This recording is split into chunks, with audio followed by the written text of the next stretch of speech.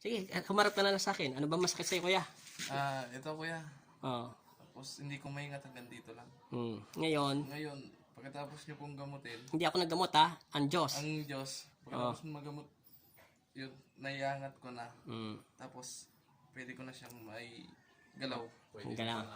Pwede mo na siyang ipantrabaho. Pantrabaho. Sa araw nito, ano bang petsa ngayon? 17? 17. Oh, June 17 to 2020 ka ginamot ng Panginoon. Pero ilang araw mo na sakit yan? 3 araw po. Hindi mo gumagalaw ang kamay mo. Hindi po, Ngayon, gumagalaw na. Sige, magpasalamat ka na lang sa Panginoon sa binigay mong himala.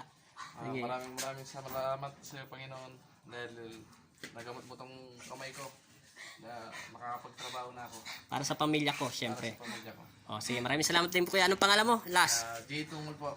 Hindi, lahat po. J. Season Tumul. Maraming salamat po kuya. Maraming Palitan nyo na lang ng ng kabutihan sa inyong kapwa. Apo. Yung sa trabaho mo sa lugar, wag ko na sasabihin yung pangalan. Yung lugar na pinagtatrabaho mo. Yung pinagtatrabaho mo, ganito lang po ang pinakamano nyo. Bumili na lang kayo ng isang rosaryo. Dali mo sa akin.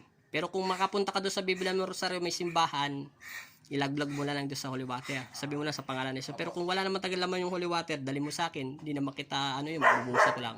Lalagay ko sa pangalan mo para mga protection mo. Sige, salamat kayo. Maraming salamat din.